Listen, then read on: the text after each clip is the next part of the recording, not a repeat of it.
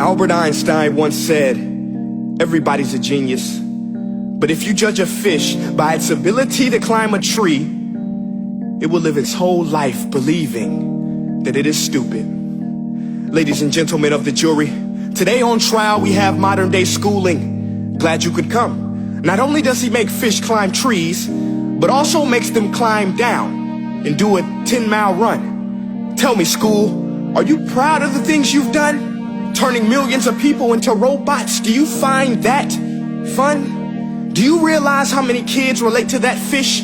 Swimming upstream in class, never finding their gifts, thinking they are stupid, believing they are useless? Well, the time has come, no more excuses. I call school to the stand and accuse him of killing creativity, individuality, and being intellectually abusive.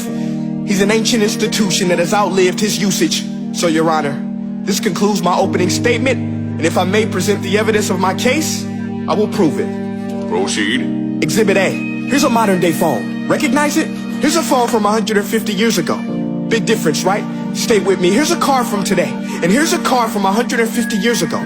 Big difference, right? Well, get this. Here's a classroom of today, and here's a class we used 150 years ago. Now ain't that a shame? In literally more than a century, nothing has changed. Yet you claim to prepare students for the future? But with evidence like that, I must ask, do you prepare students for the future or the past? I did a background check on you and let the record show that you were made to train people to work in factories, which explains why you put students in straight rows, nice and neat, tell them sit still, raise your hand if you want to speak, give them a short break to eat, and for 8 hours a day tell them what to think. Oh, and make them compete to get an A. A letter which determines product quality, hence grade A of meat. I get it. Back then, times were different. We all have a past. I myself am no Gandhi. But today, we don't need to make robot zombies. The world has progressed. And now we need people who think creatively, innovatively, critically, independently, with the ability to connect. See, every scientist will tell you that no two brains are the same.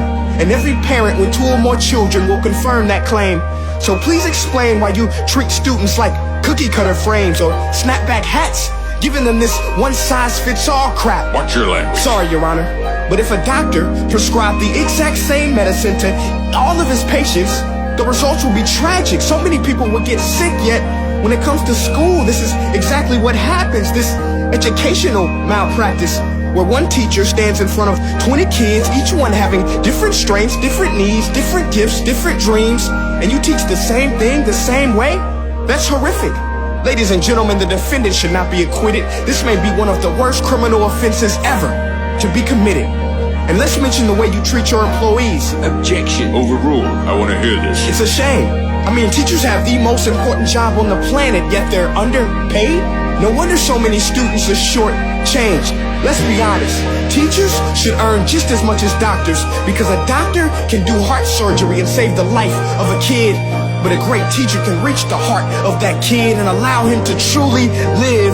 See, teachers are heroes that often get blamed, but they're not the problem. They work in a system without many options or rights. Curriculums are created by policymakers, most of which have never taught a day in their life.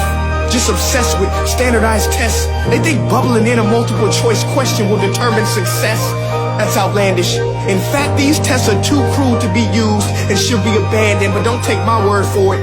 Take Frederick J. Kelly, the man who invented standardized testing, who said, and I quote, "These tests are too cruel to be used and should be abandoned." Ladies and gentlemen of the jury, if we continue down this road, the results will be lethal.